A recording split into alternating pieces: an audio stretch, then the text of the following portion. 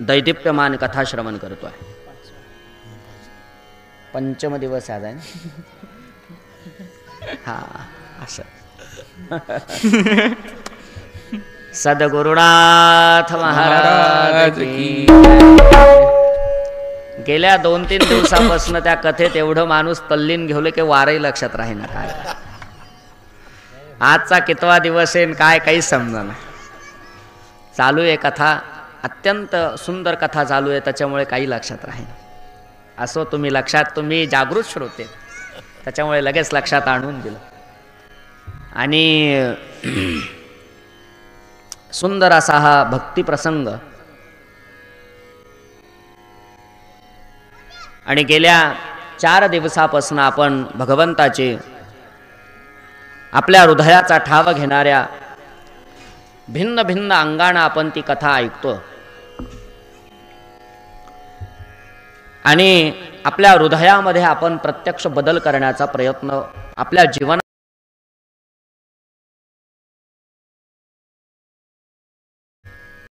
भगवंताची कथा सार्थकी कधी लागते तर भगवंताची कथा सार्थकी तेव्हाच लागते जीवनामध्ये आमूलाग्र बदल करून घेतो तेव्हा ती सार्थकी लागत असते. सामान्य माणसाचं जीवन, माणसाच्या जीवनाचा जर विचार जर केला तर मनुष्य हा प्राणी सगळ्या प्राण्यांपेक्षा वेगळा आहे. शास्त्रकार असं वर्णन करतात, आहार निद्रा भयमैथुनंच सामान्य भेतात पशुभिर्नरानाम. म्हणाले मनुष्य प्राण्यांमध्ये इतर प्राण्यांमध्ये 4 सारख्या गोष्टी आहेत. कोणत्या सारख्या गोष्टी आहेत?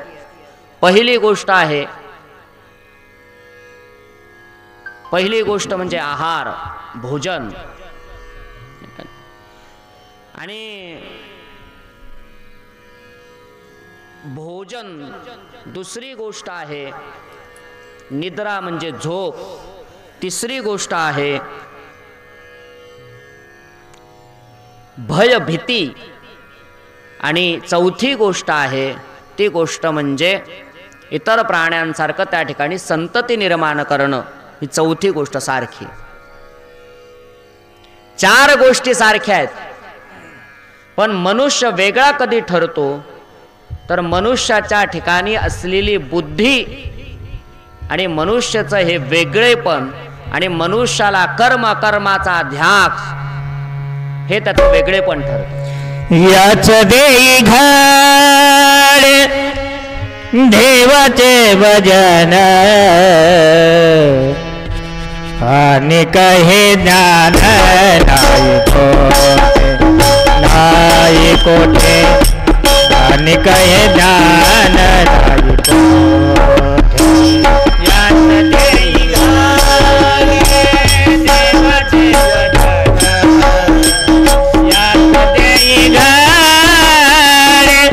देवाचे भजन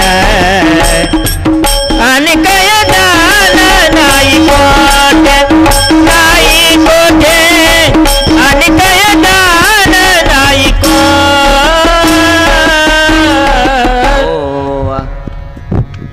ह्या 4 गोष्टी मनुष्य प्राणी आणि इतर प्राण्यांमध्ये सारख्या आहेत.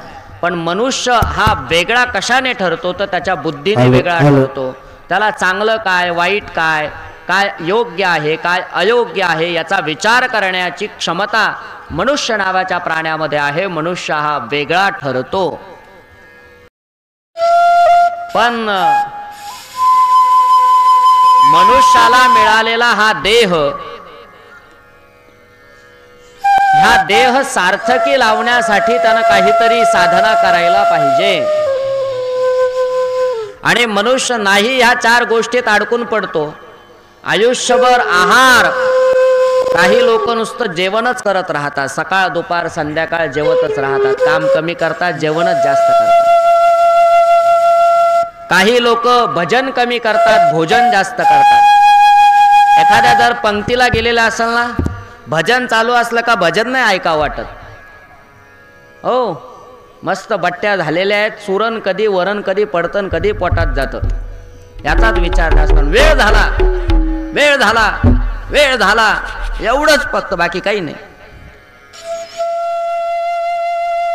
बाकी काही नाही. पोरं झोपली, वेळ झाला, काय करा. आणि खूप महत्वाची गोष्ट आहे म्हणून आहार कसा असला पाहिजे, आहार कसा असला पाहिजे तर आहार हा स्मित असला पाहिजे. जेवढं पोटाला आवश्यक असतं तेवढा आहार असला पाहिजे. आणि शास्त्र असं सांगतं की तहनी लागूस तर जेवू नये माणसानं, आहे का नाही, तर ॲसिडिटी होती, ॲसिडिटी होती असं आहे. आणि म्हणून सगळ्या बाधेत त्यानं जास्त आहार केल्यावर काम उरकत नाही, माणसाला झोप जास्त येते, ह्या सगळ्या गोष्टी आहेत. असो, आवश्यक जेवढं शरीर आहार काय आहे तर आपल्याकडे अन्न हे पूर्ण ब्रह्म सांगितलं ना, अन्नमय, आपला देह अन्नमय आहे. आपण जर अन्न सेवन केलं नाही तर आपला देह चालणार नाही ना, चालणार का, नाही चालणार, अन्नमय देह. आणि म्हणून अन्न कसं आहे तर अन्न हे पूर्ण ब्रह्म आहे. पण पूर्ण ब्रह्म कधी आहे, उदर भरण नोहे जाणीजे यज्ञ कर्म.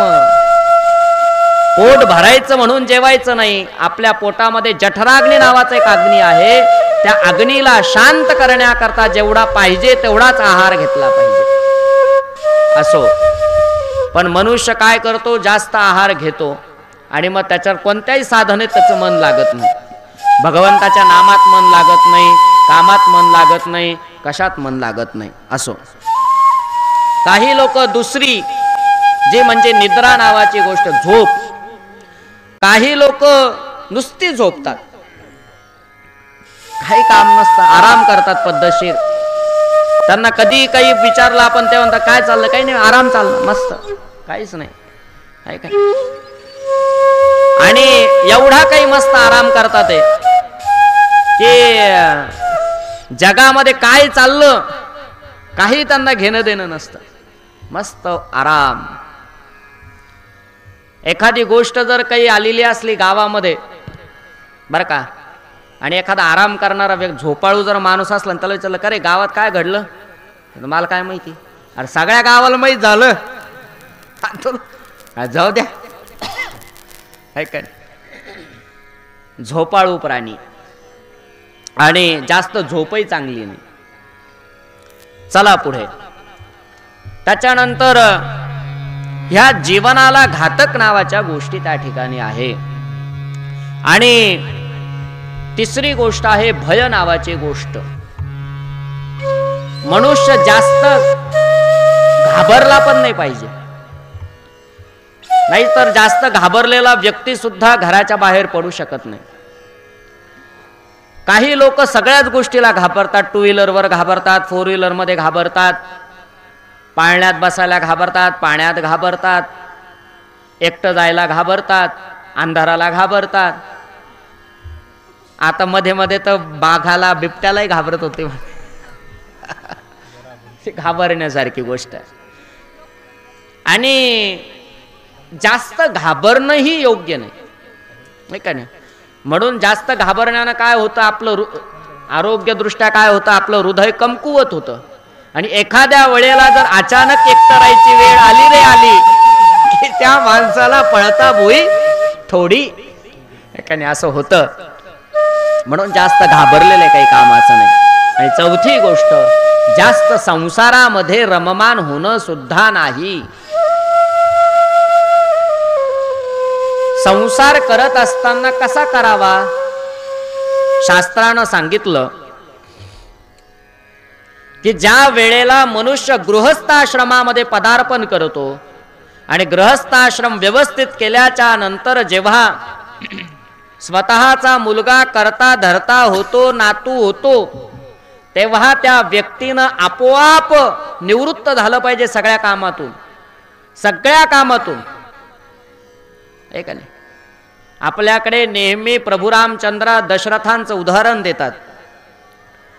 दशरथजी राजमहलामध्ये स्वतःचा चेहरा पाहत होते आरशात, आणि बघता बघता त्यांचा एक केस पांढरा झालेला त्यांनी पाहिला आणि त्यांना असं वाटलं की आता आपण निवृत्त झालं पाहिजे राजगादीवरनं आणि प्रभू रामचंद्रांना राज्य दिलं पाहिजे, नाही का? नाहीतर इथं माणसाचे सगळे पांढरे होऊन जातात केस, पण तरी त्यांना सगळं सोडावं वाटत नाही, चाव्या सुटत नाही. खूप अवघड आहे, सोडलं पाहिजे. योग्य त्यावेळी योग्य ती गोष्ट सोडली रे सोडली की मनुष्याला आनंद प्राप्त होतो.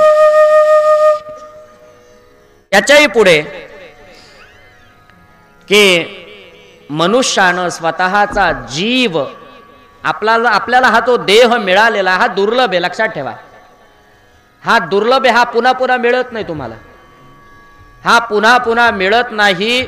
आणि मिळाला तरी तो बहुकाळ टिकेल याची शाश्वती देता येत नाही. म्हणून आपल्याला जे भजन करायचं आहे, नामचिंतन करायचं आहे, जी उपासना करायची, जे जपजाप्य करायचे, जे अनुष्ठान करायचं आहे, ते ह्याच देहामध्ये घडू शकतं, अन्य देहामध्ये घडू शकत नाही.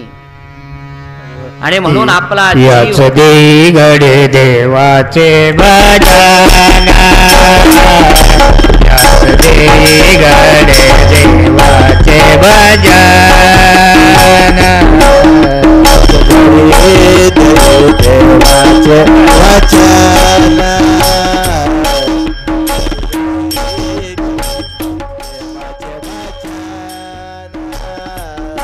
आणि काय ज्ञान नाही कोठे, आणि काय ज्ञान नाही कोठे, यात देई घडे देवाचे भजन, यात देई घडे देवाचे भजन, यात देई देवाचे वचन,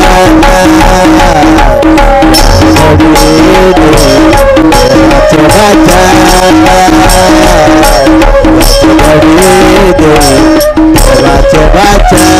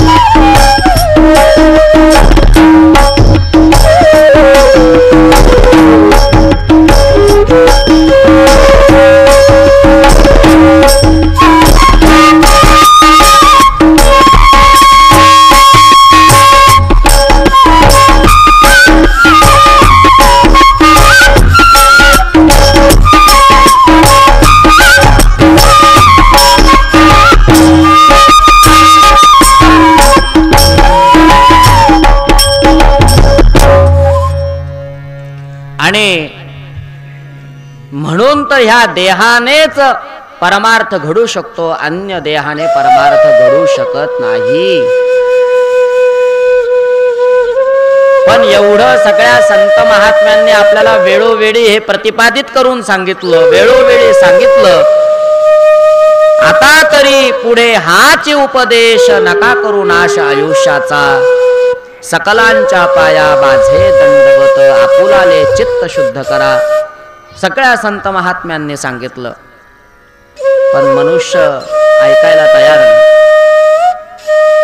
कारण हा देह कसा आहे, हा दुर्लभ असलेला देह आहे आणि हा दुर्लभ देहच मनुष्याला तरुण जाण्याला भाग ठरतो. तरुण जाण्याकरताच हा देह देवाने आपल्याला त्या ठिकाणी दिलेला आहे. पण त्या पद्धतीनंच आपल्याकडे शास्त्रवचन असं सांगतं, मुक्ता फलैकी मृगपक्षिणांच मिष्ठान्न पानम किमगर्धवानाम अल्धस्य दीपो बधिरस्य गीतम मूर्खस्य किम धर्म कथा प्रसंगै. म्हणाले, एखाद्या गाढवाजवळ जर 5 पक्वान्न ठेवले ना तर त्या गाढवाला त्या पाची पक्वान्नाची चव कळत नाही म्हणे. एखादा जर मनुष्य अंधाळा जर असला ना, त्याच्या समोर 1000 दिवे लावा, त्याला त्या दिव्याचं त्याला काही कळत नाही. एखादा मनुष्य जर बहिरा असला ना, त्याच्या समोर कितीही आवाज करा, त्याला ऐकू येत नाही. तसं काही लोकांना कितीही सांगितलं की आता तरी तुम्ही सुधारलं पाहिजे, आता तरी तुम्ही थोडासा परमार्थ केला पाहिजे, आता तरी थोडंसं देवदेव केलं पाहिजे, पण ते म्हणा काय खरं असतं त्याचं काही खरं नाही सगळं, नाही का. आणि मी नेहमी सांगत असतो, तुम्ही पाहिलं का गाढव कधी कीर्तनाला आलेलं? आलं का? नाही आलं ना? आलं नाही आलं? माझ्या तरी दृष्टीने नाही आलं बाबा अजून. एवढे सप्ते पाहिले पण गाढव काही कीर्तनाला आलं नाही. पण असो, ह्या सगळ्या गोष्टी खूप महत्वाच्या आहेत. मूर्खस्य किम धर्म कथा प्रसंगी. आणि म्हणून आपल्याला जो देह मिळालेला आहे, दुर्लभ असलेला देह, हा सार्थकी आपण लावला पाहिजे. आणि म्हणून आपला जो दुर्लभ असलेला देह हा सार्थकी लावून आयुष्यामध्ये द्वेष, निंदा या सगळ्या गोष्टीचा त्याग करा. नाहीतर काही माणसं आयुष्यभर नाही ऐकिले गाईले गीत, नावडे धरिले लाज बैसले संत, नावडे पुराण बैसले संत, केली बहुत परनिंदा. त्यांना जीवनामध्ये काहीही आवडलं नाही, फक्त त्यांना एक गोष्ट आवडली, ती गोष्ट म्हणजे परनिंदा. असो, म्हणून आपला जीवन आपण त्या ठिकाणी सार्थकी लावला पाहिजे. आणि अशा पद्धतीनं आपण गेल्या 4 दिवसापासून कथा श्रवण करतोय की कशा पद्धतीनं पूर्वकथानुसंधानामध्ये सद्गुरु श्री जालिंदरनाथ महाराज, सद्गुरु श्री कानिफनाथ महाराज आणि त्याचबरोबर गोपीचंद राजा, मैनावती राणी, ह्या सगळ्यांचा संयोग घडून आला आणि जालिंदरनाथ महाराजांनी गोपीचंद राजावर कृपा केली. आणि गोपीचंद राजावर कृपा केल्याच्या नंतर गोपीचंद राजा अंतर्मुख होऊन त्यानं विचार केला की हे सामर्थ्य सामान्य माणसात नाहीये. माझं राज्य आज आहे, उद्या नाहीये. आणि हे सामर्थ्य राज्यात नाहीये. आणि म्हणून मी संत संगती धरली पाहिजे. आणि म्हणून वैराग्य उत्पन्न झालं आणि त्या क्षणाला जालिंदरनाथ महाराजांकडे दीक्षा ग्रहण केली. आणि दीक्षा ग्रहण केल्याच्या नंतर राजा गोपीचंद हा गोपीचंद नाथ झाला. आणि गोपीचंद नाथ झाल्याच्या नंतर सगळी जी नाथ संप्रदायाची आभूषण होती सगळी राजाला दिली. आणि राजाला दिल्याच्या नंतर सगळ्यात पहिले राजाला काय सांगितलं? म्हणाले, राजा तू आता नाथ झालास, तुला कोणतंही ममत्व राहिलं नाही. तुला हे सगळी विश्व जे आहे ते विश्व कुटुंब झालेलं आहे. वसुधैव कुटुंबकम, ही सगळी वसुंधरा हे आपलं विश्व आहे. आणि ह्या विश्वामध्ये राहणारा प्रत्येक जीव मनुष्य हा तुझा आहे. आणि म्हणून ममत्व तुझ्या ठिकाणी राहिलं नाही. तुला सगळे सारखे, तुला घरचेही सारखे, बाहेरचेही सारखे, सगळ्या स्त्रिया तुला आई सारख्या आहेत. सगळे पुरुष तुला त्या ठिकाणी वडिलांसारखे आहेत. तुझ्याकडे कोणीही येऊ शकतं. तुला सगळी पृथ्वी सारखी सारखी समान, कोणातही भेद नाही, भेदाभेद नाही, भेदभाव नाही.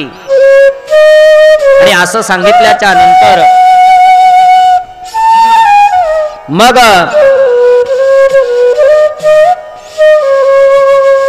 जालिंदरनाथ महाराजांनी गोपीचंद राजाला सांगितलं, राजा एक काम कर, ही भिक्षेची झोळी उचल आणि भिक्षेची झोळी उचलून सगळ्यात पहिले भिक्षा मागायला कुठं जाशील तर अंतःपुरात जा आणि तुझ्या ज्या स्त्रिया आहेत, तुझ्या ज्या पत्नी आहेत त्यांच्याकडून भिक्षा मागून घेऊन, तेव्हाच ओळखल्या जाशील तू खरा नाथ झाला म्हणून. तुझ्या ठिकाणी ममत्व राहिलं नाही हे कळेल. आणि इकडं लोमावंती जी राणी होती तिच्याबरोबर ज्या अनेक पटराण्या होत्या गोपीचंद राजाच्या, त्या अट्टहास करायला लागल्या. आता त्यांचा अट्टहास करणं साहजिक होतं, पण अट्टहास करत असताना त्या अनेक पद्धतीनं अट्टहास करत करत करत रडतायत, पडतायत, उठतायत, त्यांना काही कळत नाही. आणि गोपीचंद राजा निर्भीड होऊन अंतःपुरामध्ये भिक्षा मागण्याकरता गेला. आणि गेल्याच्या नंतर तिथला जो सुखसंवाद झालेला आहे, त्यांच्यातला जो संवाद झाला तो अत्यंत महत्वाचा संवाद आहे. सगळ्या स्त्रिया म्हणायला लागल्या, राजा म्हणाले, महाराज तुम्ही किती समर्थ होतात, ह्या राज्याचे अधिपती होतात, तुमच्याकडे घोडदळ होतं, पायदळ होतं, अंबारी होती, दासदासी सेवेला होते, नौकर चाकर होते, एवढ्या आम्ही सेवा करण्याकरता तुमच्या एवढ्या पटराण्या होत्या, एवढं सगळं वैभव असताना तुम्ही हा नाथ त्या ठिकाणी तुम्ही स्वतः नाथ झाले, ती दीक्षा स्वीकार तुम्ही केली, तुम्ही संन्यासी झालात, आणि आता आमचं कसं होईल. आता त्या स्त्रिया प्रपंचामध्ये रमणाऱ्या होत्या, संसारामध्ये रमणाऱ्या होत्या, त्याच्यामुळे त्यांना हा प्रश्न निर्माण झाला, आता आमचं कसं होईल.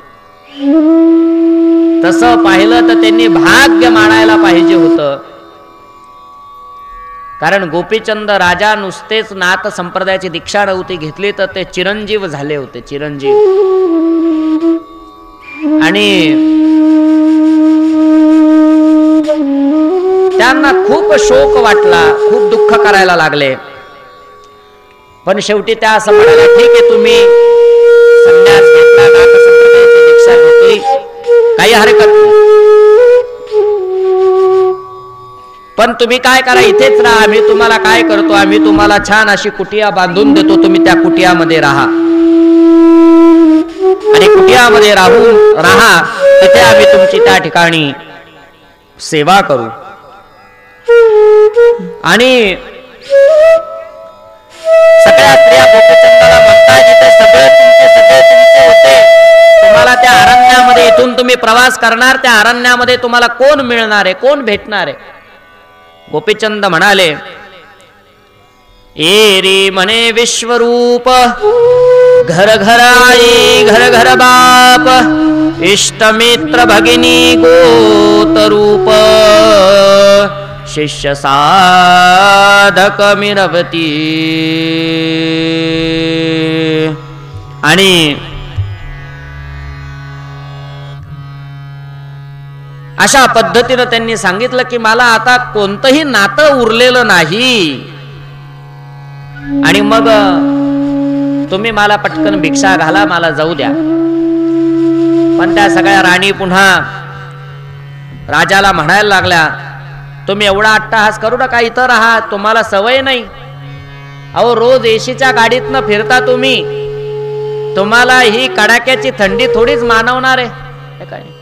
एखादा मनुष्य जर शहरात राहत असला ना, शहरात, तर शहरात राहणाऱ्या माणसाला जर इथं कमळ झिऱ्यात आणून सोडलं की त्याला दुसऱ्या दिवशी सर्दी होईल आणि थंडीनं एवढा गारठून जाईल की 24 तास तिथं त्या चुलांगणाजवळ जाऊन बसल.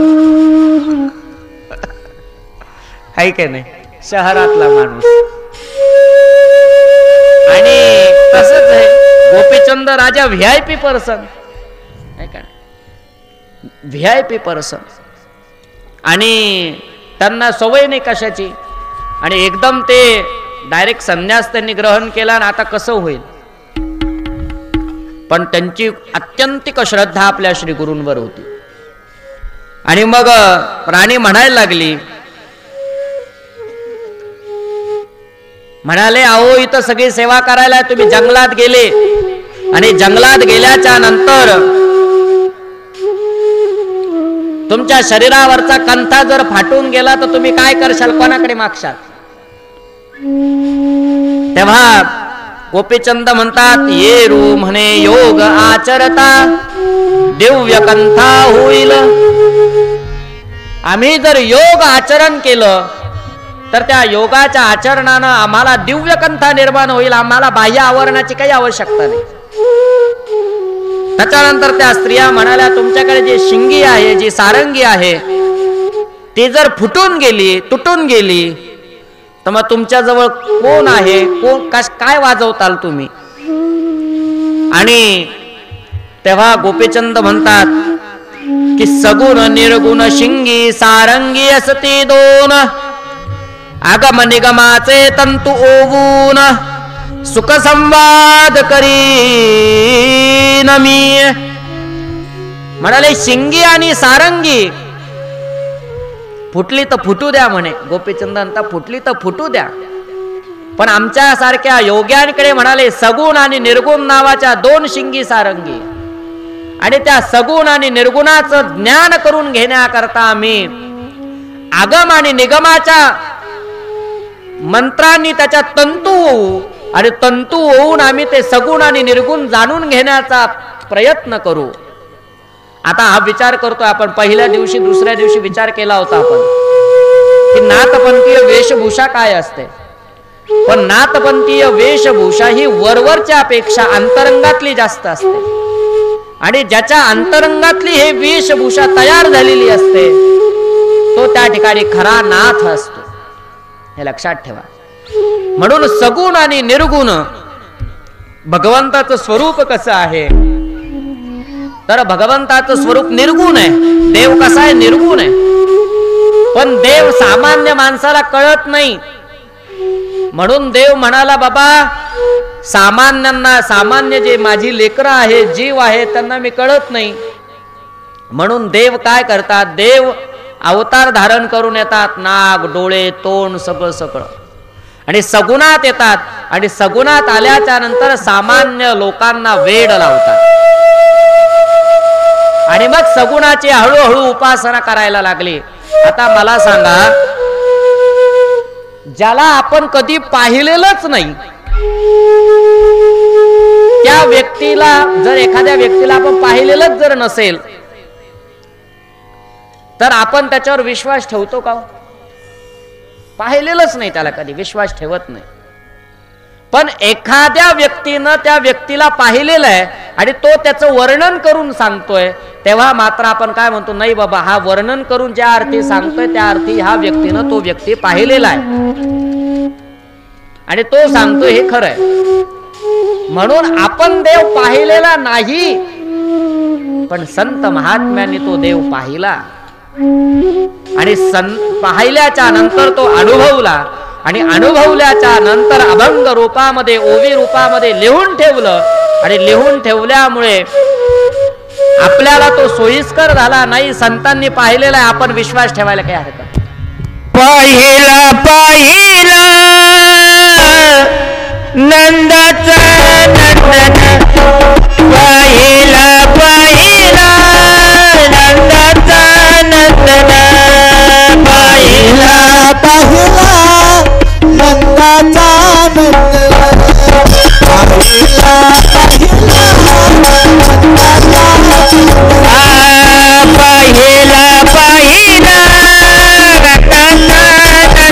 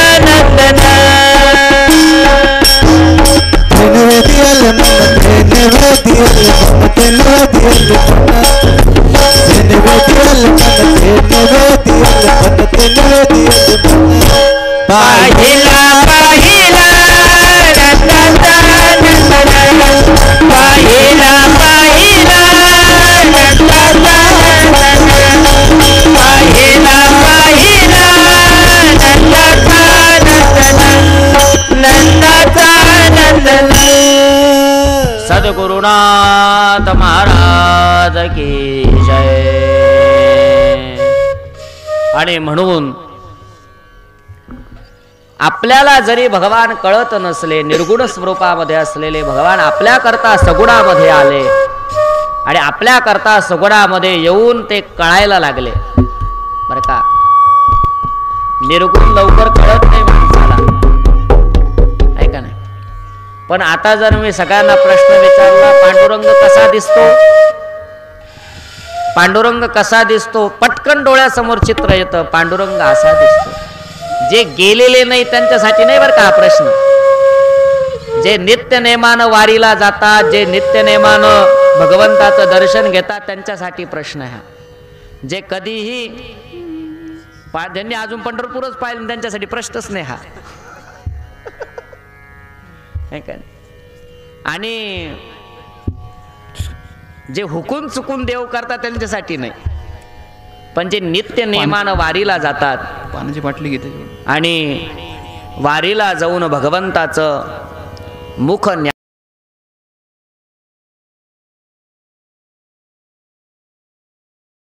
त्या ठिकाणी ते आपल्या हृदयामध्ये साठवतात आणि हृदयामध्ये साठवून घरी येतात आणि त्याचं चिंतन करतात. त्यांच्यासाठी प्रश्न की सहज पांडुरंग कसा,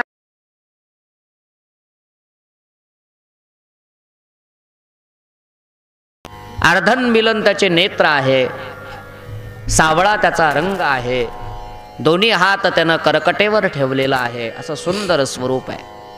आणि त्या सुंदर स्वरूपाला पाहावं आणि पाहतच राहावं, पाहतच राहावं, पाहतच राहावं. अहो तिथं एक सेकंद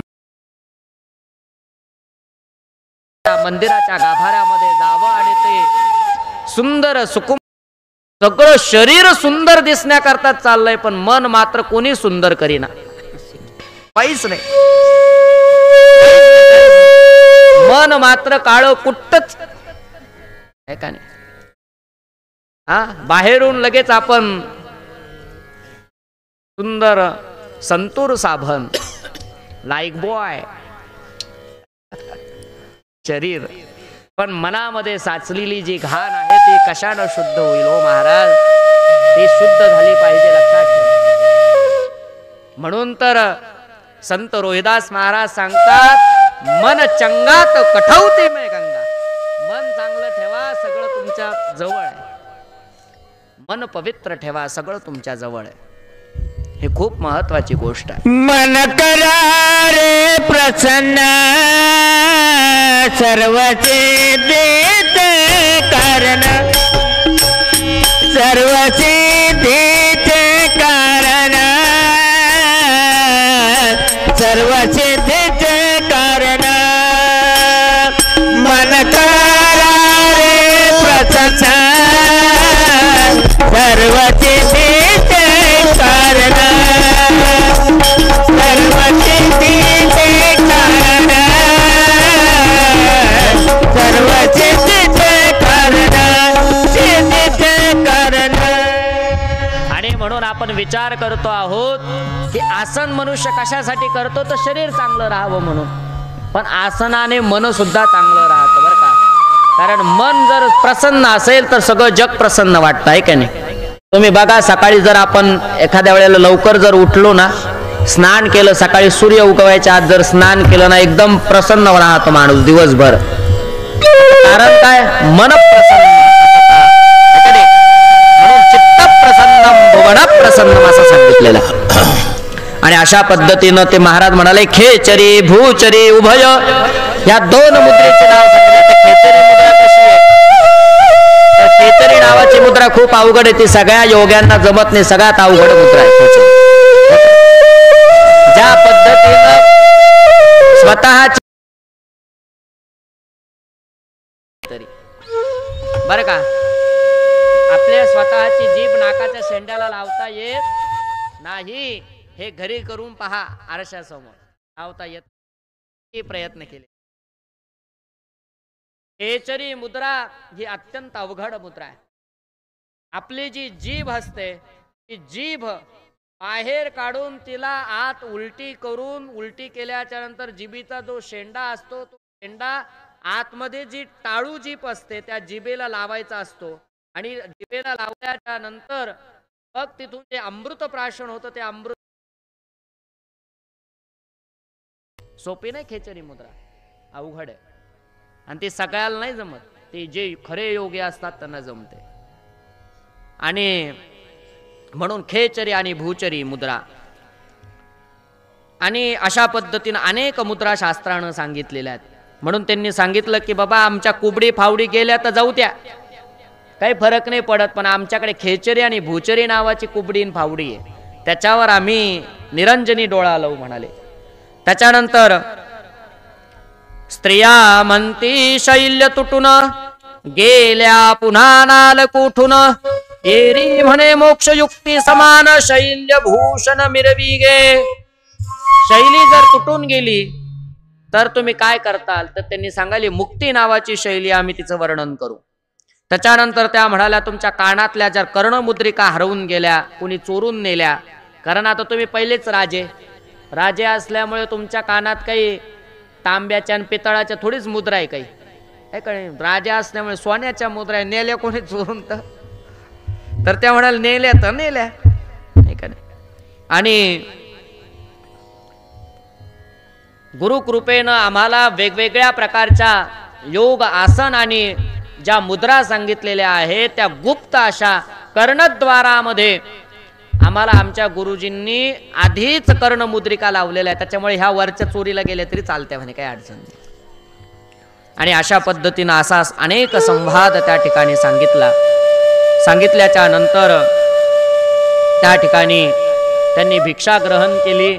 आणि भिक्षा ग्रहण करून त्या ठिकाणी नाथ महाराजांच्या समोर उभे राहिले. उभे राहिल्याच्या नंतर नाथ महाराजांनी सगळं विचारलं आणि वृत्तांत सांगितला. बाबा हे मोहात पडले नाही पुन्हा, आणि सगळ्यांना झिडकारून त्या ठिकाणी ते भिक्षा घेऊन आले.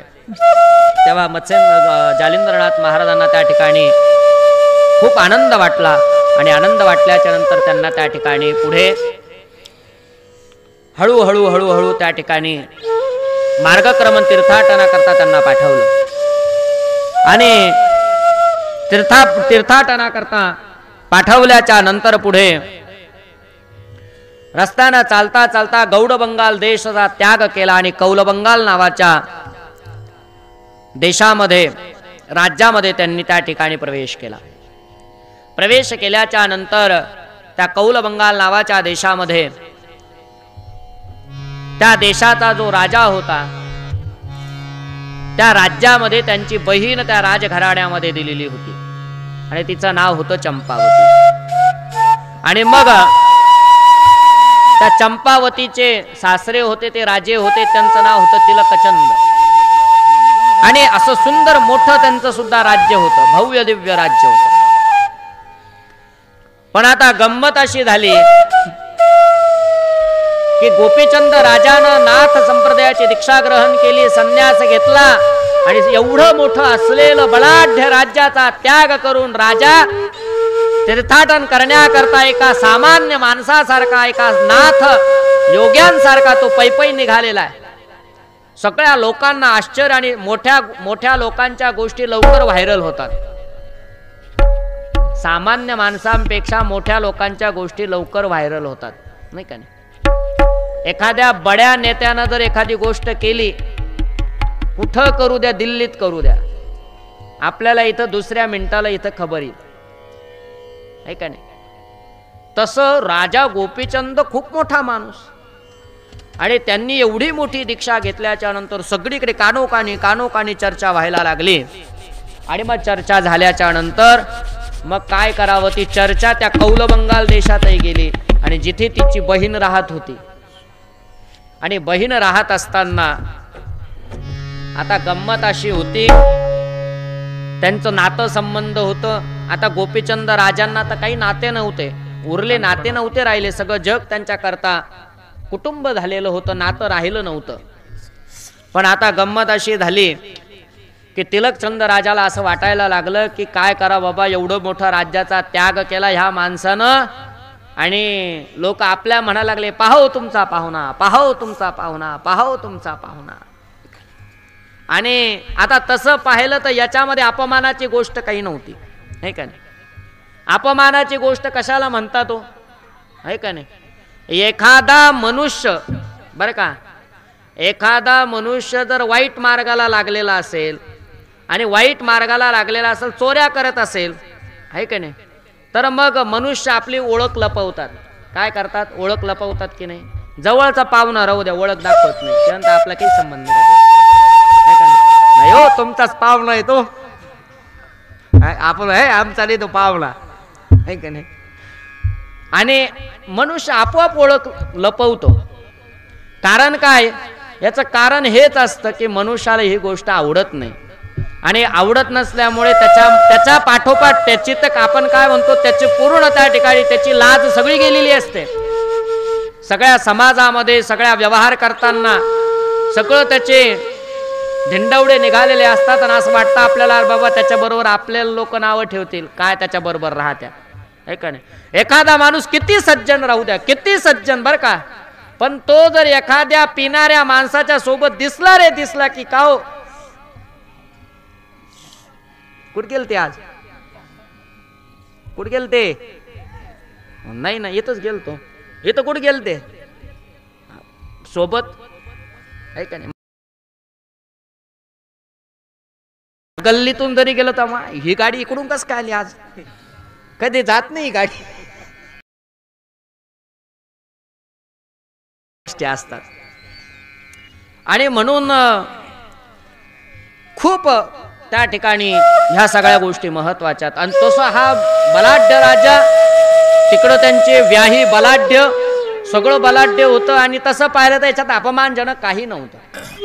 एखादा मनुष्य पारमार्थिक जर निघाला ना, तर त्याला त्या ठिकाणी आश्रय मिळाला पाहिजे, त्या ठिकाणी सगळ्या लोकांनी त्याला आधार दिला पाहिजे, लक्षात ठेवा. कारण परमार्थाने काय होतं, परमार्थाने तो स्वतःच्या कुळाचा तर उद्धार करतोच करतो, पण त्याच्याबरोबर त्याच्या संगतीला राहणाऱ्या व्यक्तीचा सुद्धा तो उद्धारच करतोय, लक्षात ठेवा. ज्या पद्धतीनं एखादा व्यक्ती बर का, सामान्य मनुष्य जर असला ना, तो रोज जर मुख्यमंत्र्यासोबत राहायला लागला ना, रोज त्याला रोज मुख्यमंत्र्यासोबत, हॅलो कुठे आज फुलंब्रीला आहे का, या तुम्ही पटकन मुंबईला या, काम आहे तुमच्याशी. तो जर मुंबईला राहायला लागला ना, तर तो गावात आल्यावर मुख्यमंत्र्यासारखा राहतो, गावात आल्यावर मुख्यमंत्र्यासारखा राहतो. काऊन, तर त्याची सोबत मोठी ना, मुख्यमंत्र्याची सोबत आहे त्याची. गावात आल्यावर तो आपण काय म्हणतो, नाही बाई लय मोठी पोच बाबायची, मुख्यमंत्र्यासोबत राहतो. तसा संगतीचा परिणाम. त्याच पद्धतीनं जर साधूची संगत जर केली तर आपल्या जीवनामध्ये साधुत्व आल्याशिवाय राहत नाही, संतत्व आल्याशिवाय राहत नाही. आपणासारखे करती तात्काळ नाही काळ वेळेत यायला लागेल, हे लक्षात घेतलं पाहिजे. जसा आपण संगत करतो त्याचा परिणाम घडत असतो. म्हणून इथे त्यांनी नाथ संप्रदायाची दीक्षा घेतली, ते नाथ झाले, म्हणजे अपमानजनक काही नव्हतं. पण त्यांना असं वाटायला लागलं एवढं राजबाट होते, हे काय खरं आहे बाबा, आहे का नाही. त्यांनी असा विचार केला. आता त्यांना अज्ञानी होते, त्यांना काही माहीत नव्हतं कोण काय, कोण जालिंद्रनाथ महाराज, त्यांची काय परंपरा आहे का नाही. ही काय परंपरा साधी थोडीच होती, आदिनाथांपासून आलेली परंपरा आहे का नाही. आणि म्हणून हे लक्षात ठेवलं पाहिजे, परंपरेला खूप महत्त्व असतं, आणि त्या गोष्टी खूप महत्त्वाच्या असतात. ते माहिती नव्हतं, आणि ते त्यांच्या त्या ठिकाणी ते म्हणायला लागले बाबा. त्यांनाही लोक म्हणायला लागले, पहा बाबा तुमचं पाहुणं संन्यास घेतला, असं झालं तसं झालं. त्यांनाही वाईट वाटायला लागलं. आणि मग ते तिथं राजसभेत काही गोंधळ झाला, घरी आले की सुनबाईला बोलायचे. असं सगळं चालू होतं. चालू असताना त्या ठिकाणी त्या गावामध्ये ते आले. गावात आल्याच्या नंतर गावामध्ये त्यांनी त्या ठिकाणी भिक्षा मागितली, आणि भिक्षा मागत असताना त्या ठिकाणी एका ठिकाणी बसलेले होते, आणि काही राणीच्या परिचारिका दासी त्या रस्त्यानं फिरत असताना त्यांनी पाहिलं की वाट्यावर हे महाराज बसलेले. त्यांनी पाहिलं बाबा हा आपल्या राणीचाच भाऊ आहे म्हणाले हा, बरं का. त्यांनी पाहिलं गुपचूप, त्या काहीच म्हणाल्या नाही, त्या पळतच गेल्या. आणि पळत गेल्याच्या नंतर त्यांनी सगळं सांगितलं राजाला की नाही बाबा हा आपल्या गावात आला. आपल्या गावात आला म्हणे. अरे बाप, आता काय करावं, हा गावात भिक्षा मागल, लोकाला वाटन बाबा एवढा मोठा, यांचं सगळे पाहुणे रावळे एवढे मोठे राहतात आणि गावात भिक्षा मागू लागला, आपल्याला लोक नावं ठेवते. आणि म्हणून असा विचार त्यांनी केला. आणि विचार केल्याच्या नंतर त्याला घेऊन या म्हणे पटकन. आणि म्हणून त्यांनी निमित्त केलं. त्यांनी सांगितलं बाबा तुमच्या बहिणीनं बोलवलं आणि बहिणीनं बोलवलं, तुम्हाला बहिणीची भेट घेतल्याशिवाय जाऊ नका, असा विचार केला. मग ते ठीक म्हणाले. आल्याच्या नंतर तिथं बसले, घोड्याच्या तबेल्यामध्ये बसलेले होते. आणि बसलेले असताना त्या ठिकाणी पटकन बहिणीला घेऊन या असं सांगितलं. पण चंपावती काही लवकर येईना आणि तिला तिकडं खूप खूप टोचून बोलत त्या ठिकाणी होते. आणि लक्षात ठेवा, जे ऐकून घेणारी जी व्यक्ती असते ना, बरं का, जी व्यक्ती सज्जन असते, जी ऐकून घेणारी असते, जी मवाळ असते ना, तिला लोक खूप टोचून बोलतात. एवढं टोचून बोलतात, शब्दा परत टोचून बोलतात. काम तर काही नसतंच, पण उठलं की बोलायचं, उठलं की बोलायचं, उठलं की बोलायचं. आणि एक लक्षात ठेवा, जीवनामध्ये जो सामान्य मनुष्य आहे, जो सज्जन माणूस आहे ना, त्या सज्जन माणसाची कधी जीवनात अवहेलना करू नका, निंदा करू नका. त्याचा परिणाम हा एवढा भयंकर असतो की त्या परिणामाला नंतर आपले कर्म हे खूप त्या ठिकाणी आपल्या पात्रात येऊन करतात. सामान्य माणसाची अवहेलना कधी करू नये. आणि म्हणून सज्जन माणसाची कुचेष्टा कधीही करू नका. तुम्हाला चांगलं बोलता येत नाही ना, बोलू नका, मौन धरा. ते मौन साधना होईल तुमचं. पण कधीही कुणाची अवहेलना करू नका, निंदा करू नका, नालस्ती करू नका. काही आपल्याला काही नाही, अलिप्त राहा. एखादी गोष्ट नाही पटत ना, तिथे सोडून द्यावी, निघून जावं, पण बोलू नये. ही गोष्ट आपण केलीच पाहिजे आपल्या जीवनात. आणि मग चंपावती राणीला खूप बोलली. ते एक मात्र शब्दानं उलट बोलली नाही. शेवटी तिला वाटलं आपलं प्रारब्धच असं आहे, आपण त्याला काय करावं. आणि म्हणून तिनं स्वतःचा जीव देण्याकरता तिनं स्वतःच्या पोटामध्ये त्या ठिकाणी खंजीर खुपसून घेतला आणि स्वतःचा जीव त्या ठिकाणी तिनं दिला. जीव दिल्याच्या नंतर सगळीकडे हाहाकार झाला. आणि हाहाकार झाल्याच्या नंतर मग मात्र सगळेजण आरडा करायला लागले, ओरडा करायला लागले, पळायला लागले, धावायला लागले. आणि पळता पळता पळता म्हणाले, याच्यामुळे झालं, याच्यामुळे झालं, हा गावात आला म्हणून झालं, याच्यामुळे झालं, याच्यामुळे झालं. आता तसं पाहिलं तर त्याच्यामुळे काही झालेलं नव्हतं. आणि त्यांच्यावर लोटून दिलं. लोटून दिल्याच्या नंतर इकडे ते शव घेऊन त्या ठिकाणी निघाले, स्मशानभूमीकडे निघाले. गोपीचंद राजाला वाटलं तसं पाहिलं तर आपल्यामुळे काही घडलेलं नाही, पण आज मी इथे असताना माझ्या बहिणीचा जीव गेला आणि लोक उद्या हेच म्हणतील की हा आला म्हणून जीव गेला. लोकांना काय माहिती हे काय. कारण एक लक्षात ठेवा की लोकांच्या तोंडाला हात लावता येत नसतो. कारण मनुष्य एक बोलणारा कधीही सापडत नाही. आणि घडलेली एक घटना असते आणि चर्चा मात्र वेगळीच असते. हेही असतं, हे लक्षात ठेवलं पाहिजे. आणि म्हणून आता काय करावं, काय करावं. आणि म्हणून त्यांनी असा विचार केला की आपण नाथ संप्रदायाचा अधिकार इथं सिद्ध करून दाखवला पाहिजे, असं त्यांनी मनामध्ये ठरवलं. तिलकचंदाकडे गेले. तिलकचंदाला सांगितलं की एक काम करा, तुम्ही माझं ऐका. हा जो देह आहे, ह्या देहाचं दहन करू नका, अंत्यसंस्कार करू नका. फक्त थोडा मला वेळ द्या. माझे श्री गुरु सद्गुरु श्री जालिंदरनाथ महाराज प्रत्यक्ष येतील. ते ब्रह्मदेव आहेत साक्षात आणि ते ह्या ठिकाणी त्यांना जिवंत करतील, असं मी तुम्हाला त्रिवार सत्य सांगतोय. पण लोकाला वाटलं काय खरंय, हे नुसत्या बड्या बड्या बातान. हा, पुढचं म्हणून घ्या आता तुम्ही. आहे का, असं आहे. पण गोपीचंद राजा नुसते बोलत नव्हते, तर करून दाखवण्याची हिंमत होती त्यांच्यात, आहे का नाही. नाहीतर काही लोक नुसतं अनंत वाचाळ बरळती बरळ, नुसती बडबड बडबड बडबड बडबड करतात. काही नाही, त्यांचा काही अर्थ नसतो, त्यांच्या बडबडीलाही नसतो आणि कशालाच नसतो, आणि करीत तर काहीच नाही. अनंत वाचाळ बरळती बरळ असो. आणि मग मात्र तिलकचंद राजा ते खूप म्हणायला लागले, खूप म्हणायला अट्टहास करायला लागले. विनंती त्यांनी केली पण विनंती करून ऐकना.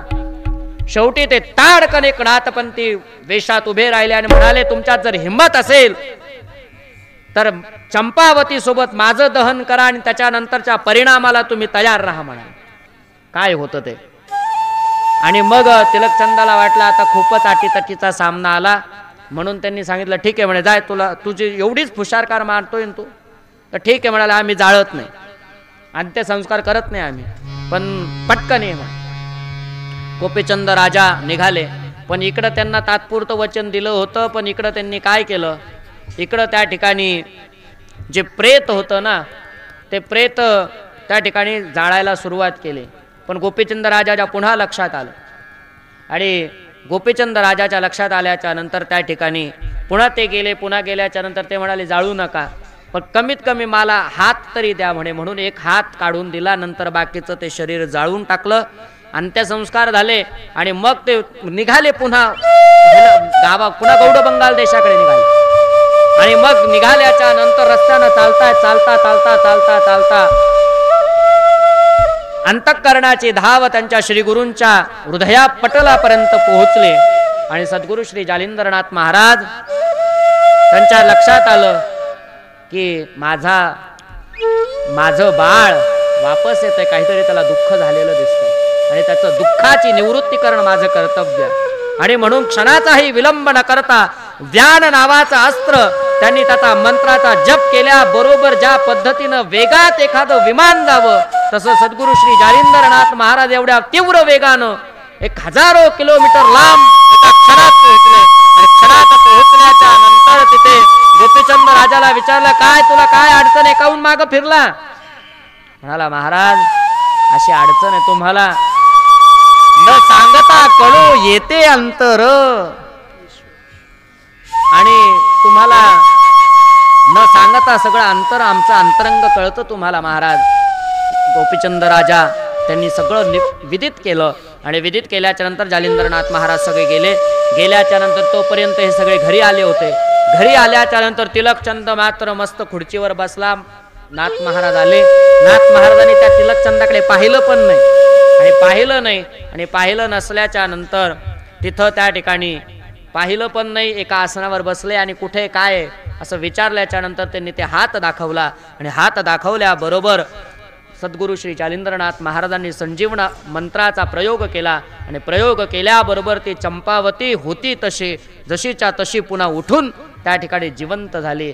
जिवंत झाल्याबरोबर तिलकचंदानं पाहिलं आणि पाहिल्याबरोबर साष्टांग नमस्कारच करायला लागला. साष्टांग नमस्कार करायला लागला.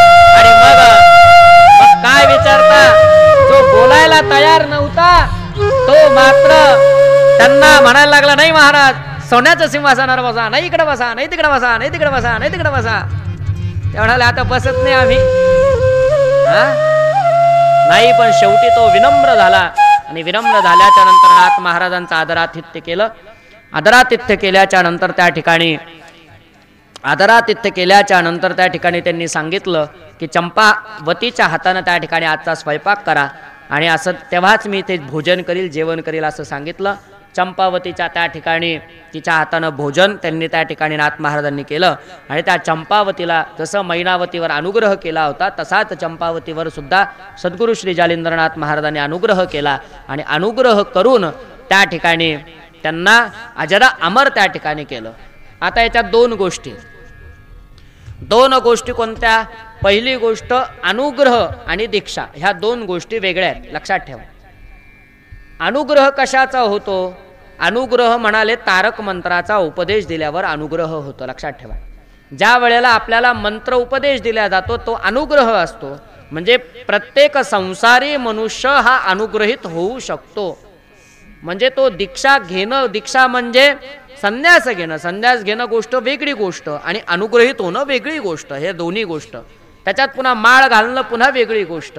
ह्या सगळ्या गोष्टी वेगळ्या वेगळ्या आहेत. अनुग्रह होणं म्हणजे मंत्राचा उपदेश देणं, म्हणजे आहे त्या स्थितीत, म्हणजे तुम्ही संसारात राहा, तुमचं कर्तव्य करा, तुम्हाला कशाचीही बंधनं नाही, तेव्हा तुम्ही अनुग्रहित होऊ शकता.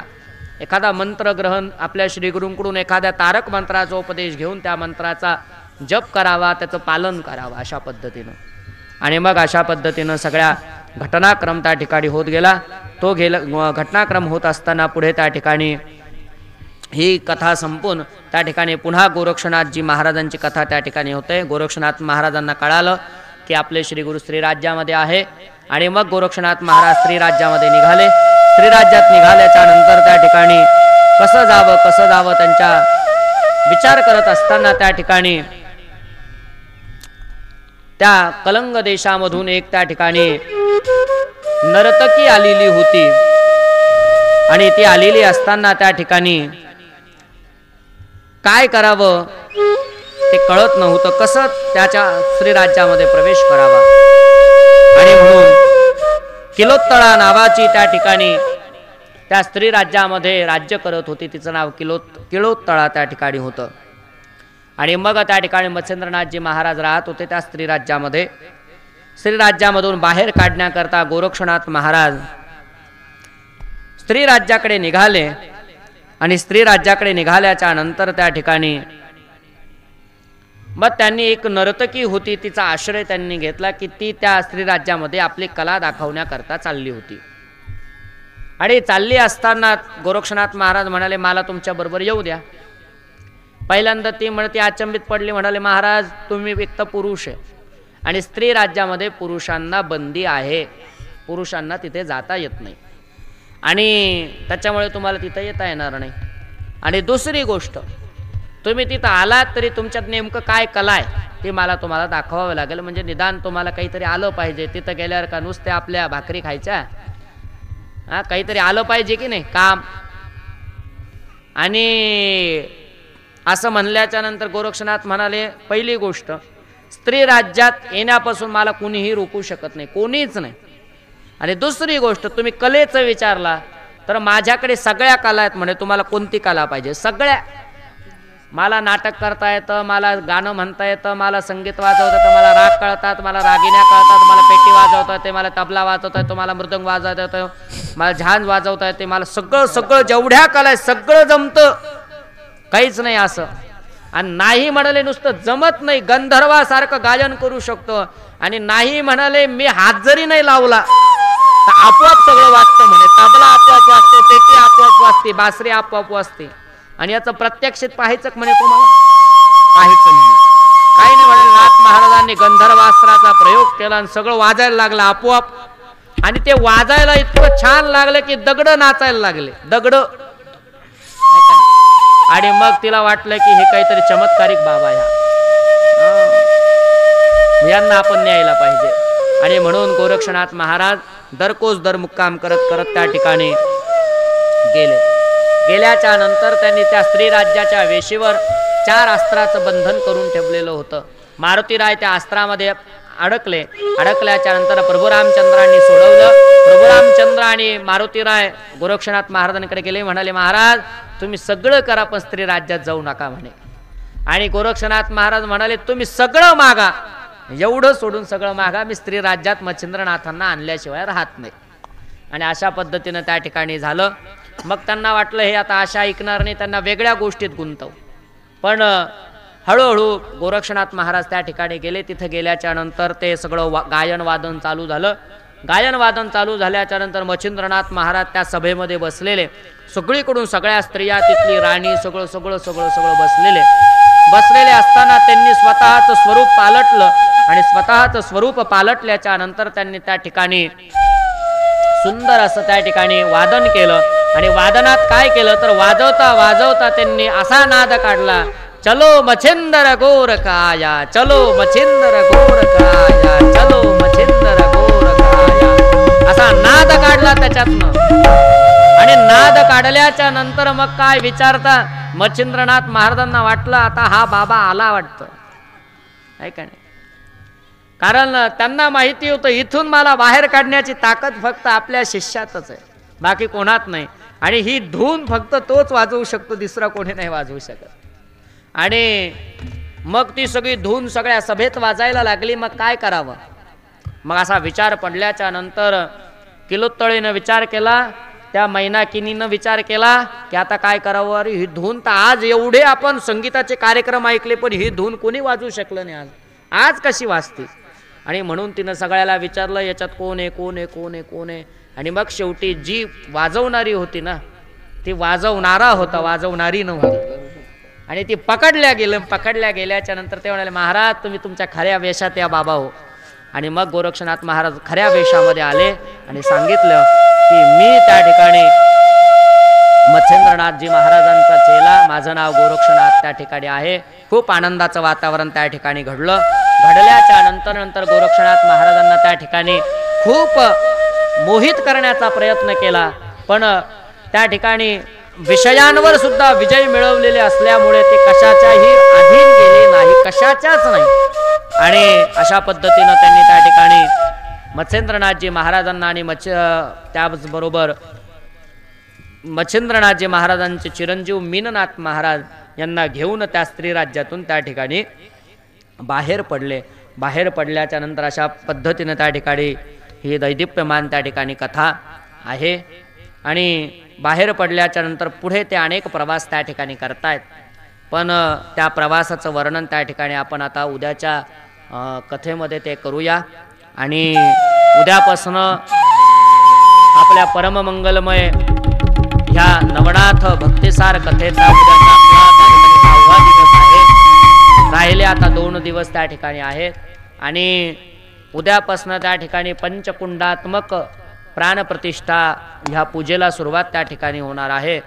आणि त्याच्यामुळे जे इच्छुक जर कोणी असेल ह्या पूजेला बसण्याकरता त्यांनी ह्या पूजेला अवश्य बसावं आणि ह्या पूजेचा सुद्धा पुण्य आपल्या पदरामध्ये त्या ठिकाणी पाडून घ्यावं. कारण कोणतीही गोष्ट कोणत्या तरी एका अनुषंगानं होत असते, निमित्तानं होत असते. कारण वैयक्तिक मनुष्य एवढ्या सगळ्या गोष्टी करू शकत नाही आणि काहीतरी निमित्त असावं लागतं. आणि नाथ कृपेनं हे सगळं निमित्त त्या ठिकाणी घडून आलेलं आहे. त्यातल्या त्यात हा सगळा मोठा पर्वकाळ आहे, दत्त जयंतीचा पर्वकाळ आहे. दत्त महाराजांच्या नवरात्राला प्रारंभ झाला नुकताच. आज मल्हारी म्हाळसाकांत चंपा षष्ठी त्या ठिकाणी आहे. आज षडरात्र उत्सवाची म्हणजे खंडोबाच्या नवरात्राची आज समाप्ती आणि आजच्याच दिवशी दत्त नवरात्राची प्रारंभ त्या ठिकाणी होत असतो. आणि अशा पद्धतीनं हा सगळा खूप मोठा पर्वकाळ आहे. आणि त्यातल्या त्यात मासाना मार्गशीर्षोहम असं भगवान म्हणतात. सगळ्या मासांमध्ये मी मार्गशीर्ष मास आहे असं देव स्वतः म्हणतात. म्हणून असा परममंगलमय मार्गशीर्ष महिना त्या ठिकाणी चालू आहे. आणि म्हणून ह्या मार्गशीर्ष महिन्यामध्ये आपण सगळ्यांनी त्या ठिकाणी या सगळ्या गोष्टींचा आनंद पुण्यपदरामध्ये पाडून घ्यावं. पूजेचा योग आलेला आहे, तो पूजेचा योग सुद्धा आपल्या त्या ठिकाणी पदरामध्ये पाडून घ्यावा. आणि उद्या सकाळी 8 वाजेपासून ह्या सगळ्या पूजेला प्रारंभ त्या ठिकाणी होणार आहे. उद्या, परवा आणि त्या ठिकाणी 13 म्हणजेच 21 तारखेला त्या ठिकाणी मूर्ती प्राण प्रतिष्ठा होऊन दुपारी त्या ठिकाणी कलशारोहण झाल्याच्या नंतर त्या ठिकाणी महाप्रसाद होईल. आणि महाप्रसाद झाल्याच्या नंतर पूर्णाहुती होऊन ह्या कार्यक्रमाची सांगता त्या ठिकाणी होईल. अशा पद्धतीनं हा सगळा कार्यक्रम त्या ठिकाणी आहे. आणि त्याचबरोबर त्या ठिकाणी सुंदर असं आपण ह्या ठिकाणी कथेला येत आहात, त्याच्यामुळे अत्यंत आनंदसुद्धा द्विगुणित त्या ठिकाणी होतोय. आणि म्हणूनच आजच्या या पंचम दिवसाच्या त्या ठिकाणी कथेला त्या ठिकाणी आज इथेच आपण थांबूया. आणि अशीच नाथ महाराजांनी सेवा आपल्याकडून करून घ्यावी हीच सद्गुरु श्रीनाथ चरणी प्रार्थना. येईल तैसे करीतो सेवा गोड करून घ्यावी. पुण्यपदाची जोड वत्साला निज भक्ताला द्यावी. एरवी तरी मी मूर्खू बोलिला असेल अविवेकू तरी संत कृपा दीपकू सोज्वळू असे. विठ्ठल विठ्ठल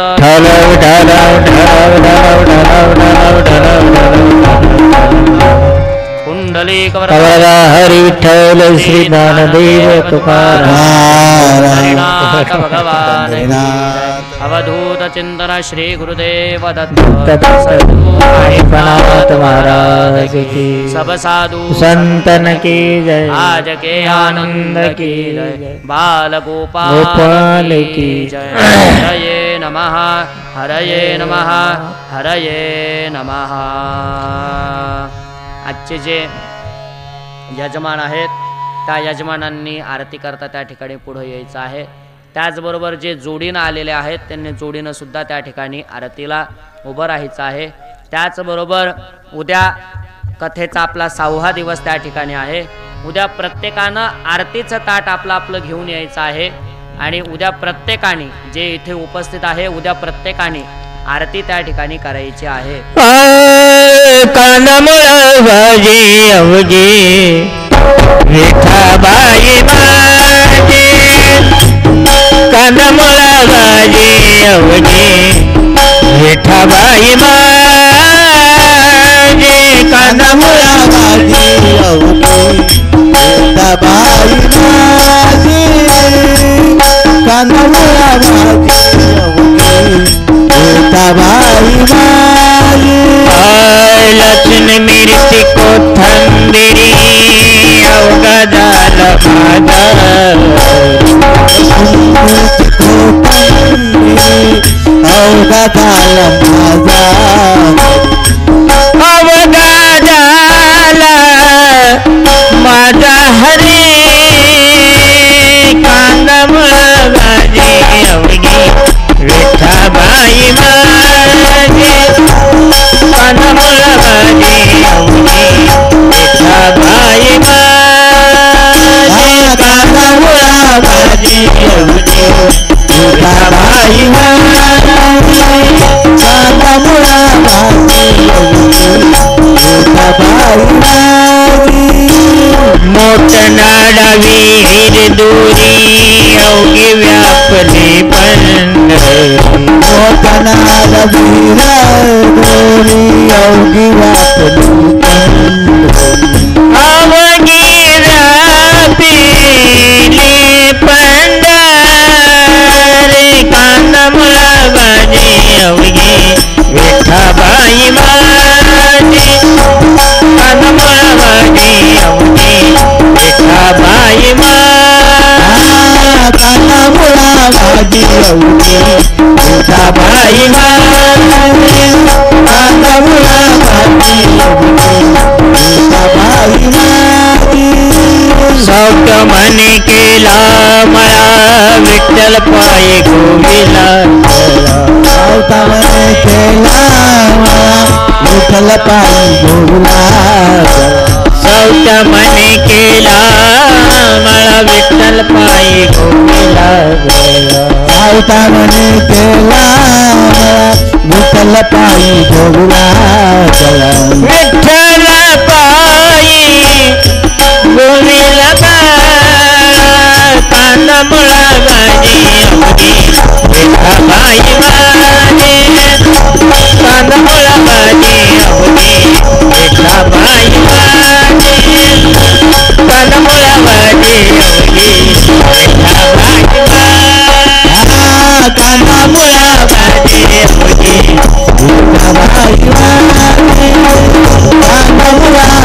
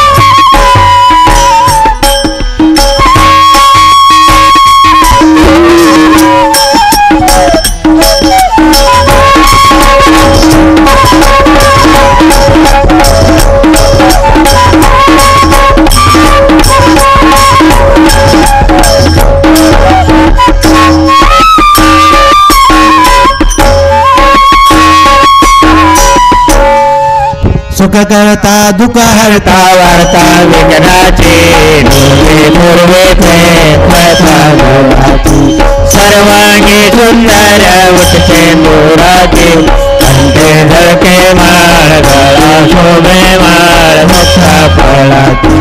जय देव जय मंगल मूर्ती होते राजमूर्ती, दर्शन मात्रे मन सरणे मात्रे मन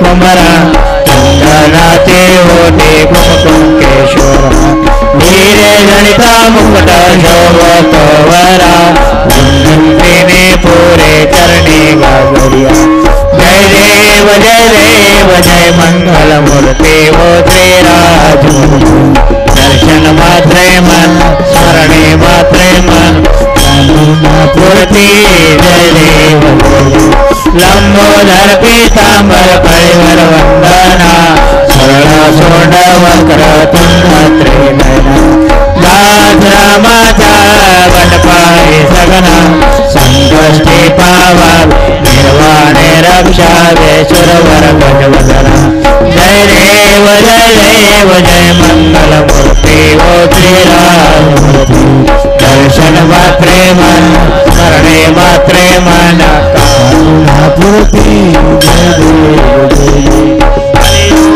अवतार नवनारायणाचा कैलासे उद्धार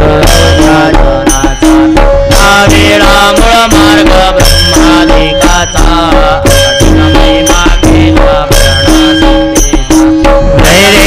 जय श्री नवनाथा स्वामी नवनाथा हरते वौवाळिका हरणी भाऊ चिंता जय देव पासून झाले चिन्नगनाथ जन्माने अगणी कुंडे जन्मले जालिंगनाथ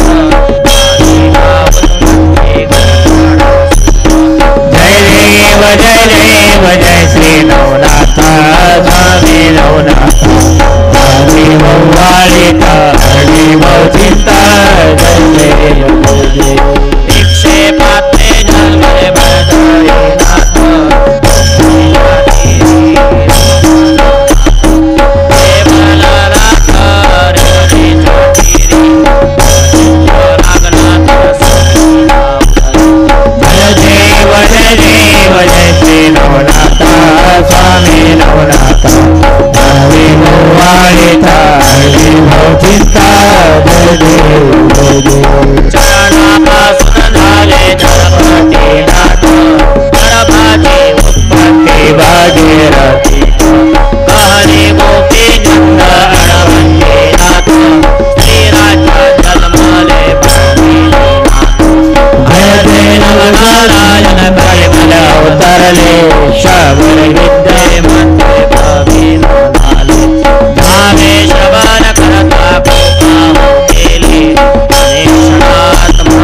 शरणाशी जय देव जय श्री नवनाथा स्वामी नवनाथा हरि वौवाळिका हरणी भाऊ चिंता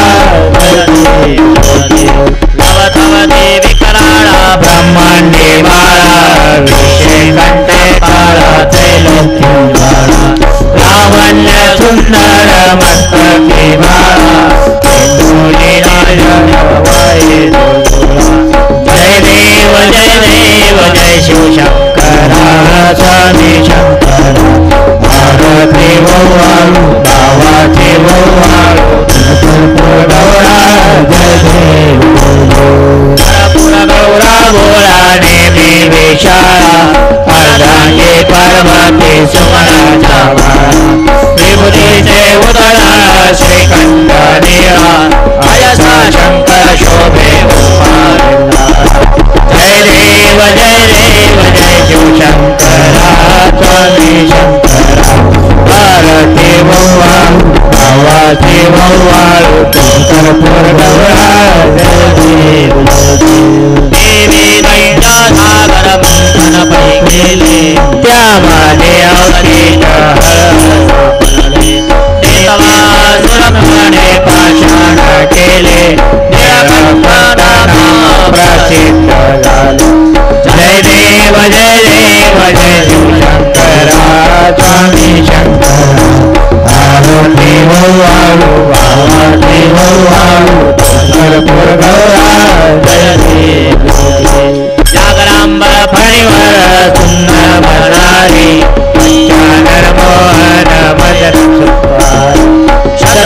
कीचे बीज वाचे उच्चारी गोटे व्याघ्रमदासांतरी जय देव जय शिवशंकरा स्वामी शंकरा आरती वंवाळू बाबा शिव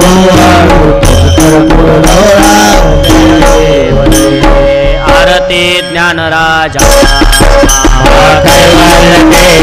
सेवती सदसंत मन वेदला माझा आरती ज्ञानराजा मय ज्ञान नाती कोणी अवतार नाव ठेवले छाने आरती ज्ञानराजा केवल केला सेवती सदसंत वेदला माझा आरती ज्ञानराजा प्रगट प्रिय बोले विश्वतमाची केले नामधारा चरणी मस्तक केले आरती ज्ञानराजा केवल केला सेवती सदसंत मन वेदला माझा आरती ज्ञानराजा आरती परामा स्वामी सद्गुरु धामा सच्चिदानंद मूर्ती आरती परामा स्वामी जे ब्रह्म तुकाचार्य मनोयामी मस्तक आरती परामा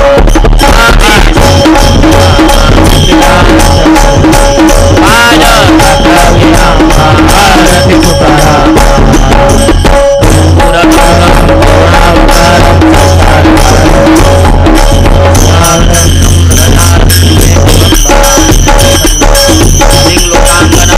चरणा डोळ्यान पाहिन रूप प्रेमे अलंकन आनंद पूजन भविवाईन मने नमा त्वमेव माता पिता त्वमेव त्वमेव बन्धु सखा त्वमेव विद्या दगना त्वमेव त्वमेव सर्व त्वमेव पायेन वाचा कर्षेण भूभात्मावा करोमि यत्नं फलफलश्री नारायणाय विष्णुपतेश्वं नामनारायं श्रीपरमाधवं गोपिकावल्लभं जानकी नायकं हरे राम राम राम हरे कृष्ण हरे हरे राम राम राम हरे कृष्ण दिगंबरा दिगंबरा श्रीपाद वल्लभ दिगंबरा दिगंबरा दिगंबरा श्रीपाद वल्लभ दिगंबरा महेश्वरा श्रीपाद वल्लभ दिगंबरा ब्रह्मा विष्णु महेश्वरा श्रीपाद वल्लभ दिगंबरा श्रीपाद वल्लभ दिगंबरा श्रीपाद वल्लभ दिगंबरा श्रीपाद वल्लभ दिगंबरा श्रीपाद वल्लभ दिगंबरा दिगंबरा दिगंबरा श्रीपाद वल्लभ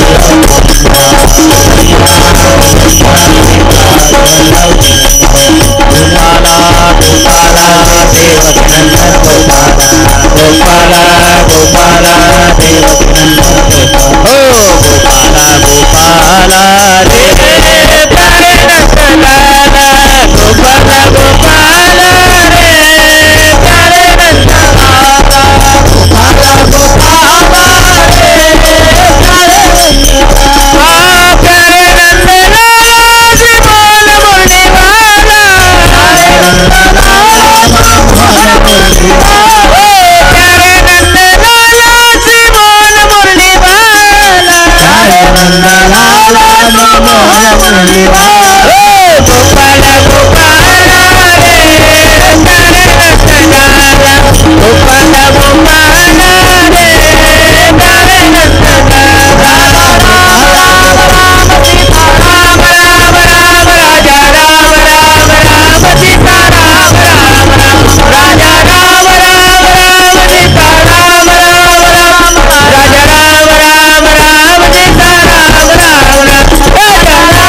राम